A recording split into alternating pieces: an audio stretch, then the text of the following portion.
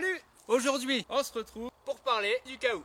Donc le K.O, qu'est-ce que c'est? C'est un concept français qui consiste à tout avoir en un. Donc on va pouvoir passer d'une tente à un abri, un tarp, un hamac, tout ça dans un seul et même paquet. En parlant du sac, voilà comment il se compose. On va avoir une grande fermeture qui le parcourt ici. On va avoir ici des sangles de compression qu'on va pouvoir venir serrer avec des clips, et ici sur le dessus quelque chose pour le tenir à la main et une petite accroche ici. Sur le sac on va retrouver ici l'inscription, donc fabriqué en France, entre mer et montagne, pour toutes vos activités extérieures, outdoor, et leave no trace, qui veut dire ne pas laisser de traces. De ce côté-ci on va avoir le contenu de tout le sac avec le poids, donc le poids total de l'ensemble est de 3,4 kg. Voici pour les autres caractéristiques, donc on a le nom de ce K.O. Pour la taille, les dimensions, l'imperméabilité, etc. On va retrouver ici le poids maximal autorisé dans le hamac, le dessin qu'on a vu tout à l'heure, et on peut voir que c'est une tente de 2 personnes qui est annoncée à 2,2 kg en mode tente. Lorsqu'on vient l'ouvrir, on va retrouver tous les éléments qu'il y a à l'intérieur. Donc c'est rangé d'une certaine façon qu'il va falloir respecter si on va vouloir tout re-rentrer à la fin à l'intérieur, parce que si on vient juste bourrer comme on le ferait dans d'autres sacs, ça ne rentrera pas. On vient dézipper. À l'intérieur on va retrouver comme un gros boudin à l'intérieur duquel on va retrouver tout le reste. Ici on retrouve donc l'araignée qui va servir pour le montage, notamment en tente. Et là on va avoir 2 tarpes. Donc ces 2 tarpes vont nous servir pour les différentes configurations et nous serviront également de hamac. Voilà un petit peu le cœur du concept du K.O. Ce sont ces 2 hamacs qu'on va pouvoir transformer avec les différentes situations. Donc le concepteur voulait partir une fois randonner en hamac et il s'est retrouvé qu'il n'avait pas d'arbre là où il voulait dormir. Donc du coup il a réfléchi au projet et de là est né le K.O, pour qu'on puisse avoir différents éléments au cas où. Là on va venir enlever l'élastique, on ouvre les 2 tarpes à l'intérieur desquels on va retrouver des petits sacs qui contiennent par exemple les sangles pour les hamacs, les mousquetons ou des ficelles. Voilà, ensuite ce sera à nous de jouer avec les éléments. On va pouvoir dormir en tente, en hamac, en tarpe, en hamac et tarpe, etc. Comme on va le voir tout de suite. Les 2 tarpes qu'on va avoir seront vraiment identiques, la même taille, les mêmes fonctions, etc. Sur les 2 on va retrouver une fermeture éclair ici qui permettra de les coupler. On va avoir des attaches, donc des points d'ancrage pour le tarp. Et on va retrouver également au bout une partie creuse ici. Et c'est dans cette partie creuse qu'on va passer la cordelette pour pouvoir faire du tarp à un hamac. Pour transformer les tarpes en hamac, on va avoir des cordes ici et des mousquetons. Donc il suffit de rentrer le bout de la corde à l'intérieur ici, de venir le faire ressortir jusqu'à l'autre côté. Une fois qu'on est ressorti, on vient passer la boucle ici, resserrer, il ne restera plus qu'à faire pareil de l'autre côté. Dans le kit on va avoir ces sangles ici qui vont être faites pour le hamac. Donc ça correspond tout simplement à une corde à nœud. Donc là ça serait une sangle avec des coutures, mais ça correspond à une corde à nœud où on va venir placer le hamac à l'endroit où on le souhaite. Donc il va suffire de faire le tour de l'arbre pour s'en servir.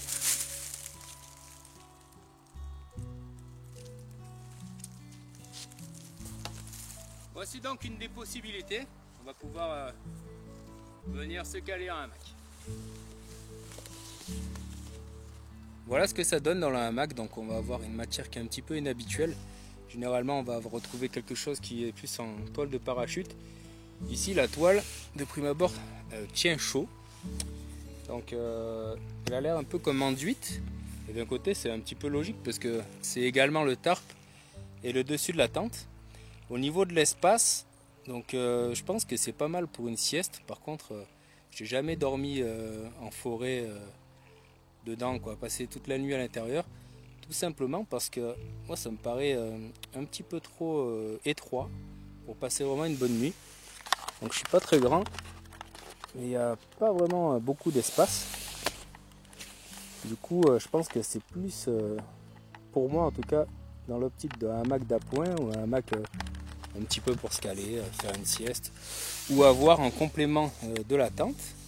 Donc ça c'est possible d'avoir le hamac et la tente à côté, comme on le verra tout à l'heure. Même si à titre personnel, je trouve le hamac un petit peu étroit pour passer vraiment une bonne nuit à l'intérieur, ça va être possible de venir se faire une configuration hamac classique lorsqu'on va dormir dans les bois avec le hamac et le tarp, puisqu'on a un deuxième tarp à disposition pour ce genre de configuration. Voilà comment ça fonctionne. Ici on va avoir le deuxième tarp qui peut donc également servir de hamac, qui va être mis au-dessus du hamac qu'on va retrouver là. Donc on va pouvoir placer, en venant juste mettre le petit crochet dans la sangle ici. Rien n'empêche bien entendu de venir y mettre une faîtière au-dessus, mais dans l'idée il n'y en a pas besoin. Ils sont fournis également avec des sardines et des cordelettes. Donc un kit complet, on va voir un petit peu ce que ça peut donner à l'intérieur. Voilà ce que ça donne en dessous. Donc on va avoir le tarp ici et le début du hamac. Donc théoriquement le bout du hamac est protégé par le bout du tarp en triangle ici. Donc après ce serait une question de réglage pour se retrouver plus ou moins proche, sachant que là je n'ai pas mis de faîtière, du coup je vais me retrouver un petit peu limité au niveau de la hauteur avec les crochets ici, donc on pourrait toujours mettre le tarp un petit peu plus haut. Ceci dit, on va avoir un tarp qui aura une bonne longueur, mais par contre au niveau largeur, donc la protection va être assez minime ici, donc ça pourrait suffire pour une pluie assez fine, mais ça fera beaucoup plus court que des tarpes on va dire plus adaptés aux nuits sous la pluie en hamac. Ceci dit, on va se retrouver ici avec le kit qui va pouvoir nous offrir cette possibilité, et on va avoir une autre possibilité, c'est de rassembler ici avec la fermeture éclair les deux tarpes pour être complètement enfermés dans le hamac. Voilà, ici on va avoir le tarp qui est donc au-dessus et le hamac en dessous qu'on va venir rejoindre avec le zip qu'on va fermer des deux côtés. Voilà ce que ça donne. Donc ici on a le tarp au-dessus, le hamac en dessous qui vont être reliés. Donc on va être protégé vraiment de tous les côtés. Après reste le doute, si on vient toucher un tarp qui est imbibé d'eau par l'extérieur, que ça vienne ruisseler dedans. Et on peut avoir quelque chose qui peut être plus sujet à la condensation, bien qu'on ait l'ouverture ici. On va voir un petit peu ce que ça peut donner une fois qu'on est dedans. Voilà ce que ça donne dedans dans cette configuration. Donc là on vient en contact assez rapidement avec le tarp comme je vous disais tout à l'heure. Et clairement, moi qui suis amoureux des grands espaces, là, je me sens un peu claustro. Donc c'est une configuration dans laquelle je ne passerai pas la nuit, mais qui a le mérite d'exister. Après, si on vient mettre une faîtière, donc on va venir surélever ce tarp là, ça sera un petit peu plus agréable avec le tarp beaucoup plus haut ici.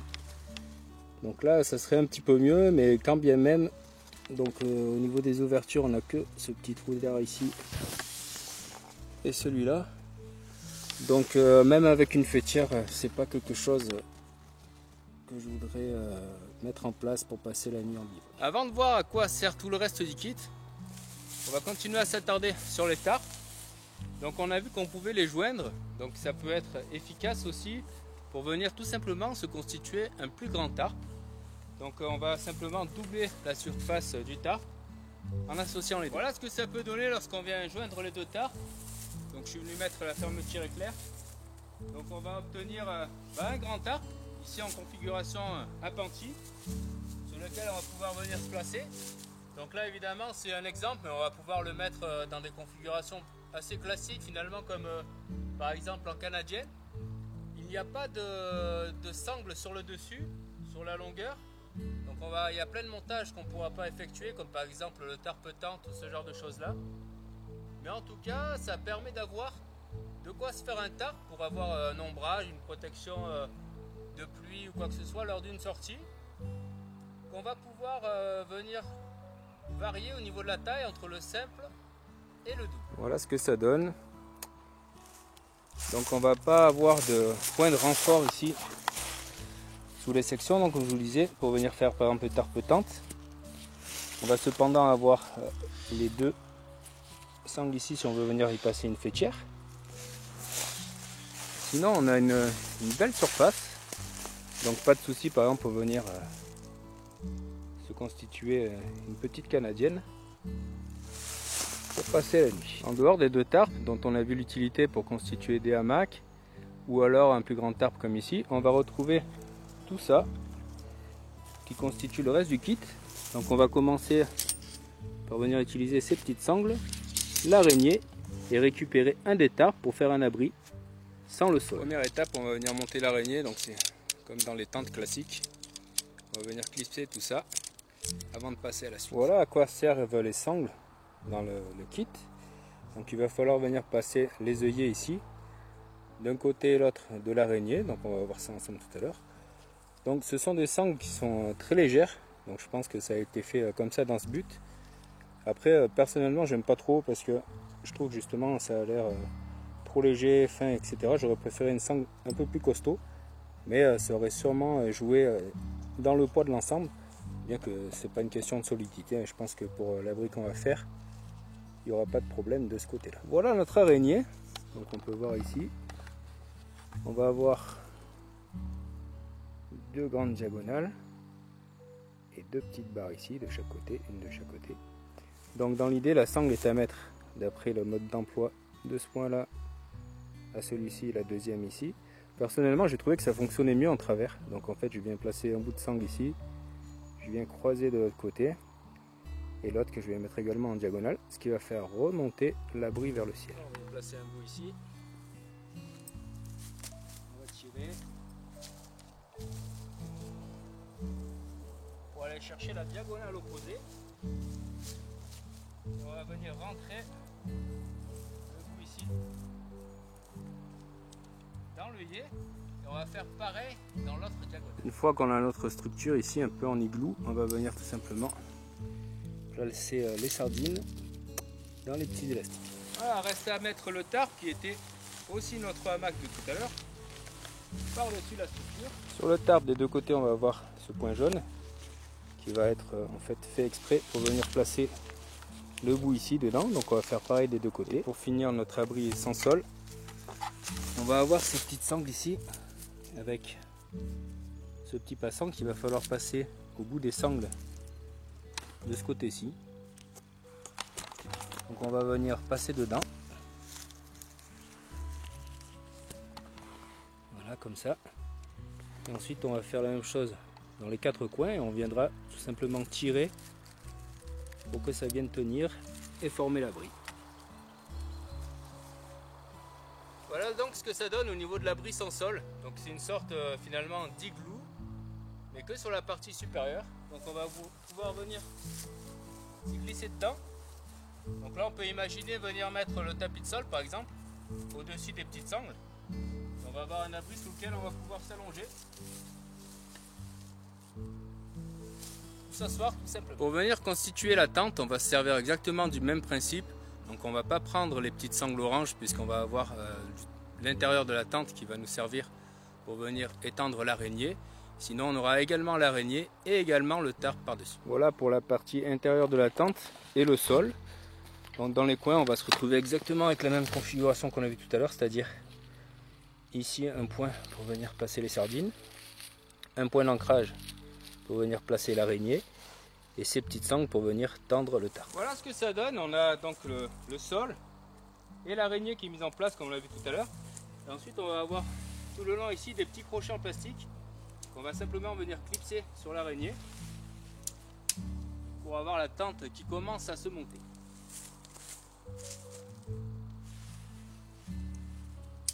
Et voilà l'ensemble de la structure de la tente montée.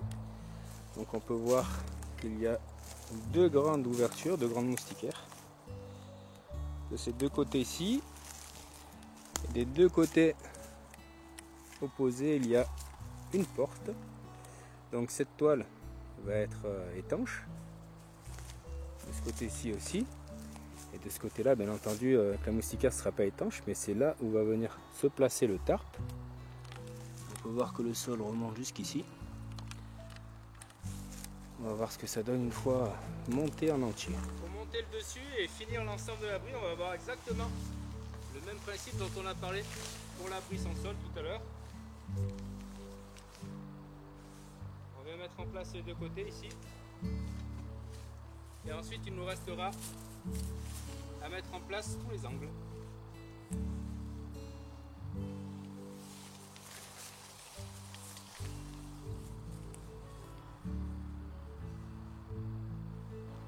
Et voilà ce que donne le K.O. en configuration tente. Donc là on a une petite tente, on va avoir une petite abside dessous qui va être étanche. De ce côté-ci on va avoir le tarp. Et la même chose de l'autre côté.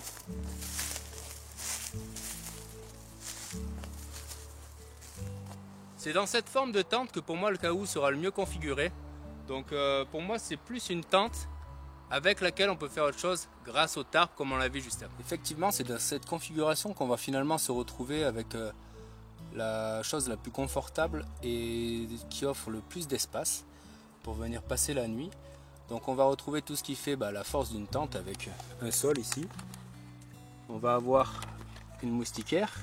Donc en fait la moustiquaire, de l'extérieur on ne la voit que de ce côté, mais en réalité on va avoir également les portes ici qui vont être en moustiquaire. Donc ça va être quelque chose qui va être finalement assez aéré puisqu'on va avoir tout le tour qui va être configuré comme ça.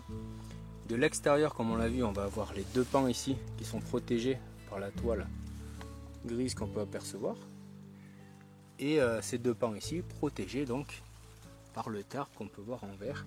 Sinon on va retrouver tout ce qu'il y a dans une tente classique avec de quoi mettre la petite lampe, de quoi venir attacher les portes, etc. Donc ça fait finalement une tente double paroi assez classique.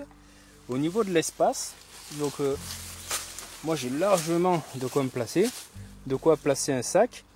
Après on va parler d'une tente 2 personnes sur ce qu'il y a décrit, mais ça dépendra des gabarits, puisque lorsqu'on va venir se placer, on va pouvoir tenir à 2, mais on va pas pouvoir rajouter par exemple les sacs à dos. Donc c'est pas vraiment un souci, parce qu'il y a aussi une possibilité de venir agrandir son K.O. en rajoutant une abside. Donc dans cette configuration basique, on va dire, du K.O. en forme de tente, on va avoir une petite abside ici qui va nous permettre de venir par exemple y placer nos chaussures. Donc on va retrouver cet espace là, donc on peut venir par exemple placer une paire de chaussures de ce côté et une paire de chaussures de l'autre côté si on est deux.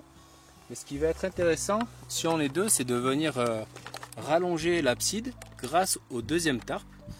Donc on va pouvoir placer par exemple le second tarp en hamac le temps de la soirée pour passer un moment tranquille en discutant. Et au moment du coucher, on viendra simplement monter l'abside comme on va le voir. Après on avait pensé un petit moment pendant les rangs de Voac à prendre le K.O. et à se partager les éléments qui vont constituer la tente et l'abside qu'on va voir après pour gagner un petit peu de poids. Finalement ça s'est jamais fait, on est toujours parti en tarp et ça nous convient parfaitement. Du coup on s'en est pas du tout servi en rang de Voac, mais ça peut être une idée de venir prendre donc le K.O. en forme de tente à 2, dormir à 2 à l'intérieur et ensuite se partager le poids donc pour que ça ne soit pas trop lourd. Donc voilà, au niveau de l'espace, tout seul j'ai vraiment de la place ici, vraiment de la place de l'autre côté. Et au niveau de la largeur, donc voilà la place que j'ai, je suis à peu près au milieu ici du K.O. Voilà, donc c'est aussi possible si je me décale de faire entrer une seconde personne à côté. Encore une fois, ça dépendra du gabarit. Si vous êtes des personnes de mon gabarit, il ne devrait pas y avoir de souci pour rentrer à 2. Voilà, on a aussi des petites poches. Bref, tout ce qui fait le confort d'une tente. On va voir un petit peu ce que ça peut donner, cette histoire d'abside supplémentaire. Voilà une des configurations dont je vous parlais. Donc on a la tente en place, avec le hamac juste à côté. Donc on va pouvoir passer la soirée tranquille dans le hamac et venir dormir dans la tente. Donc à noter qu'il ne va pas être possible de dormir dans la tente avec la protection et le hamac avec la protection, puisque tout simplement le tarp qui aurait servi ici est placé dans ce sens Et autre petit détail, ce qui est dommage, c'est qu'on va avoir fourni dans le kit 2 jeux de cordes ici comme ça. Donc on va pouvoir dans l'idée faire 2 hamacs. Donc on pourrait passer, si on vient à 2 pour dormir dans la tente, chacun dans un hamac pendant la soirée. Et ensuite venir dormir sur la tente. On récupère un des hamacs pour faire le tarp. Mais ça va pas être possible parce que on va avoir dans le kit inclus 4 cordes comme ça. Mais on va seulement avoir un kit sangle et un jeu de hamac. Donc si toutefois vous voudriez faire la configuration dont je vous ai parlé avec 2 hamacs simultanés, il faudrait prendre en plus des sangles à côté et une paire de mousquetons. Qu'est-ce qu'on va pouvoir faire avec ce qui nous reste ici comme configuration possible? On va pouvoir, si on a 2 cahoux, venir coupler les cahoux ensemble pour nous faire une plus grande tente, ou on va pouvoir se servir du hamac ici, donc du deuxième tarp, pour venir se créer une abside comme on va le voir, et on va également pouvoir se créer une abside et au bout de cette abside venir coupler un second cahoux pour faire vraiment un cahoux, un tunnel entre les deux et un deuxième de l'autre côté. Et voilà le cahoux dans sa dernière configuration, donc en tente avec l'abside.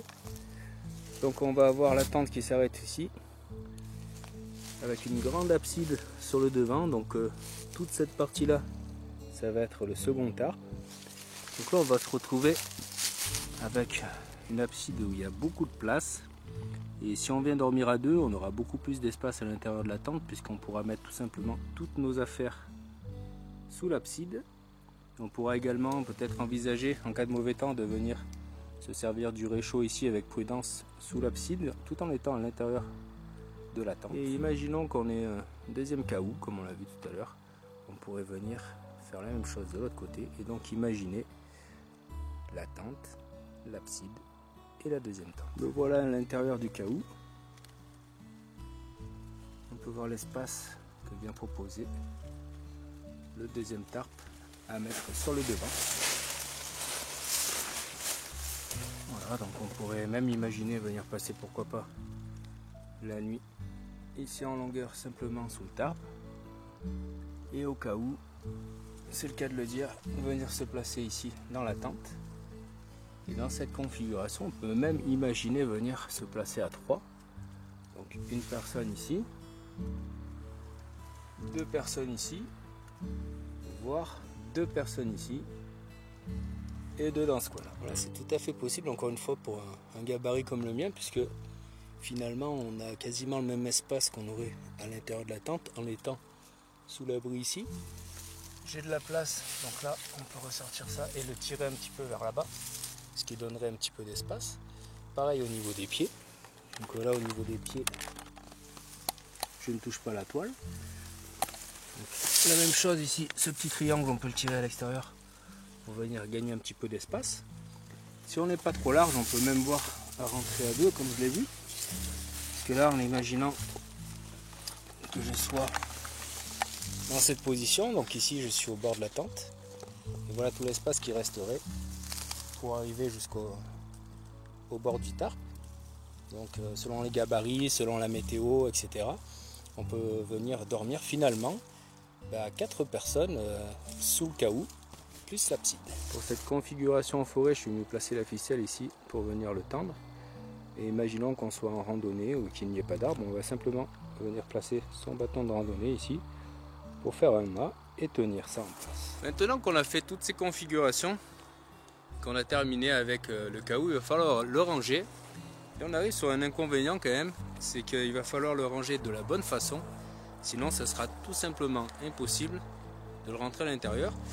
Donc sur la plupart des autres objets, comme par exemple les sacs de couchage ou les tarpes, on peut souvent venir juste les bourrer à l'intérieur, donc ce qui va permettre d'être plus pratique pour ranger, mais également d'éviter d'avoir tout le temps les mêmes points de pli, ce qui va finalement pouvoir abîmer le produit. Donc là ça va pas être possible de venir simplement bourrer le tout à l'intérieur, il va falloir s'y prendre de la bonne façon si on espère rentrer. Pour le rangement, on vient préparer les sacs ici avec tous les accessoires et on vient superposer les 2 tarpes qu'on va replier. Une fois qu'on a plié les 2 tarpes ensemble, on va venir commencer à enrouler et on va venir placer les sachets à l'intérieur.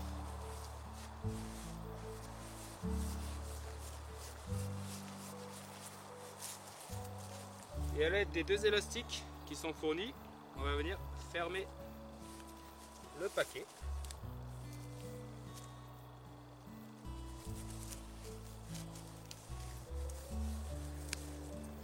Et on va venir plier la tente. À ce stade-là, il nous reste le dessous de la tente et les piquets. Donc on va venir replier ceci comme on l'a fait précédemment avec l'autre. Maintenant qu'on a plié le dessous, on va commencer à le rouler. On va venir placer l'araignée. Puis les tarpes avec les hamacs donc. On enlève l'air. Et on vient placer tout ça dans le sac. Donc c'est là où on peut apercevoir la difficulté si vraiment on voulait simplement venir récupérer le hamac. Ça va prendre un petit peu du temps parce que ça va être enfermé dedans, enroulé, et le hamac va tenir le reste. Après en soi c'est pas très difficile à venir replier une fois qu'on a la technique. Voilà. N'hésitez pas à me dire ce que vous en pensez, ou pour les autres personnes qui ont déjà le Kahoo, voir un petit peu comment vous procédez. En tout cas, en faisant comme ça fonctionne très bien. Et on va pouvoir rentrer tout l'ensemble dans le sac. Donc là, on peut voir que c'est pas possible de venir juste le bourrer à l'intérieur. Et en faisant comme ça, ben, aucun souci. On se retrouve avec le paquet bien fermé. On va pouvoir remettre nos petites sangles de compression qu'on a vu au début, pour se retrouver avec le Kahoo rangé. Voilà le Kahoo rangé dans son sac. Donc n'hésitez pas à me dire dans les commentaires ce que vous en pensez, si ce genre de choses peut vous intéresser, ou pour les personnes qui ont déjà un Kahoo, n'hésitez pas à nous dire un petit peu à quelle fréquence vous l'utilisez, dans quelles conditions. Votre retour d'expérience pourrait être très appréciable à lire dans les commentaires. Voilà, on va passer un petit peu à la conclusion. Bon, on a vu que c'était quelque chose de très polyvalent, qui allait pouvoir nous offrir différentes façons de dormir. La possibilité d'avoir et un hamac et un tarp. Voir un petit peu si ça peut être adapté à tout le monde et qu'est-ce que c'est mon retour dessus. Donc moi de mon côté, ça fait 3 ans que je l'ai et je m'en suis très peu servi. Donc les seules fois où je m'en suis servi, c'était en famille. En fait, je trouve que c'est quelque chose d'intéressant à avoir par exemple dans la voiture, au cas où justement. Donc pour ça le nom est bien trouvé. On va pouvoir le transporter, puis on va par exemple avoir besoin juste de l'abri, juste d'un tarp, éventuellement de hamac ou d'un système plus complexe pour venir se protéger comme la tente. Ça peut être intéressant aussi d'avoir ça pour les enfants, puisqu'on va pouvoir par exemple pique-niquer tout en étant à l'abri du soleil, ne serait-ce que ça. Donc ça peut être intéressant de l'avoir dans la voiture. Mais par contre pour mon utilisation personnelle, mon utilisation dans la nature, en bushcraft, etc., j'en ai pas ressenti ni l'utilité ni la nécessité. Donc d'un point de vue du poids déjà, ça va pas être très intéressant puisque ça fait quand même un gros paquet à porter qui fait quand même 3,4 kg. Donc ça va pas être adapté pour venir vraiment le transporter pour le côté au cas où, puisque lorsqu'on va faire nos bivouacs, on sait déjà les configurations qu'on peut avoir éventuellement. Donc personnellement, moi je dors jamais en tente, donc ni en rando-voic, ni en bivouac bushcraft. J'ai passé une nuit dans cette tente là une fois avec les enfants, mais c'était plus en mode petit, on va dire camping tranquille. Donc pour essayer, c'est vrai qu'en configuration tente, comme je vous l'ai dit, je trouve que c'est quelque chose qui semble être vraiment fait pour, et le reste vient s'ajouter par-dessus. Donc c'est quelque chose que, ouais, comme je vous ai dit, je prends pas. Et je trouve aussi qu'il y a un gros inconvénient à tout ça, c'est que par exemple si je pars avec le paquet complet et que je veux simplement venir comme ici sortir le hamac et me caler, c'est quelque chose que je ne vais pas faire volontiers, tout simplement parce que comme on l'a vu lors du rangement, le hamac est enroulé au milieu de tout le reste. Donc il va falloir tout déballer et ensuite venir fabriquer le hamac avec les cordages, sortir les sangles du petit sac, se mettre en position, etc., etc. Et une fois qu'on a terminé, donc imaginons qu'on vienne se caler juste pour quelques minutes en hamac, on va devoir tout re-ranger et venir recaler le hamac, etc. Donc c'est quelque chose qui est vraiment pour moi très contraignant, qui va m'empêcher quelque part, qui va me retenir, disons, de venir utiliser le hamac du Kahoo pour ça. Mais par contre, si on veut venir simplement utiliser que le hamac, on sait qu'on va juste partir en hamac, c'est pas mal pensé parce que par exemple ici il y a différentes pochettes dans le kit, donc là où c'est écrit hamac dessus, donc on vient juste mettre son hamac, on va prendre le petit kit de fixation et on pourra avoir le hamac, donc là ça pourrait être pas mal. Et comme on l'a vu aussi, si on décide de partir par exemple en rando-voile, en trek avec le Kahoo, on va pouvoir se partager les affaires, etc. Donc à ce moment-là, on ne va pas prendre les choses qui ne nous serviront pas. Imaginons qu'on parte simplement avec l'envie de dormir en tente, sans abside supplémentaire. Donc on ne va pas prendre le deuxième tarp. On ne va pas prendre la petite sangle qui va permettre de faire l'abri sans sol, par exemple, pour gagner quelques grammes. Donc un kit qu'on va pouvoir un petit peu moduler selon ce qu'on a envie de faire. Mais pour moi, ça enlève, quand on fait ça, quand on part par exemple qu'avec le hamac ou qu'on enlève les sangles, etc., ça enlève le côté Kahoo du Kahoo, finalement, parce que l'idée, c'est quand même d'avoir le kit complet pour pouvoir partir. Ensuite, j'aime pas vraiment le système de sangles, donc j'aime pas les sangles utilisées pour venir faire l'abri sans sol. Ça me paraît vraiment trop fin. C'est pas quelque chose. Je préférais quelque chose de plus costaud. Et ça va être exactement le même système. Les sangles sont un peu différentes, mais ça va être le même système pour venir placer les bords du tarp lorsqu'on est en mode tente. Donc moi, c'est quelque chose que j'apprécie pas trop dans le fonctionnement du Kahoo. J'aurais préféré un autre matériau, un autre système. Après, c'est très certainement fait dans l'idée de gagner du poids, puisque l'ensemble est, comme on l'a vu, relativement lourd. Relativement parce que finalement, avec tout ce qu'il y a à l'intérieur, c'est pas si lourd que ça. Mais c'est vrai que c'est quand même un choix d'apporter quelque chose qui va peser 3,4 kg. Donc pour moi, ce n'est pas adapté. Ce n'est pas quelque chose que j'utilise vraiment. Donc je le garde plutôt pour la famille, dans l'idée du au cas où, justement, comme on le dit depuis tout à l'heure. Mais ceci dit, je trouve que l'idée est vraiment très bonne. Donc ceux qui y ont pensé, qui ont fait cette marque, ce Kahoo, etc., ont dû bien se creuser la tête. Donc déjà pour trouver les multiples fonctions, la façon de les réaliser, etc. Donc voilà, je trouve que l'idée est très bonne, mais que ce n'est pas adapté à ma pratique. Donc ça serait peut-être adapté pour d'autres personnes. Peut-être pour quelqu'un qui va par exemple partir faire des grandes boucles en vélo ou en canoë, des choses comme ça. Après pour mon type de pratique, je préférerais par exemple prendre un tarp et un hamac. Donc si j'ai besoin du tarp, je me sers du tarp. Si j'ai besoin du hamac, j'ai juste à mettre le hamac, pas besoin de tout déballer, etc. Mais bon, voilà, un produit qui est quand même intéressant, qui pourra peut-être vous intéresser, mais qui n'est pas fait pour moi. Voilà, en espérant que cette vidéo vous ait plu, merci et à bientôt.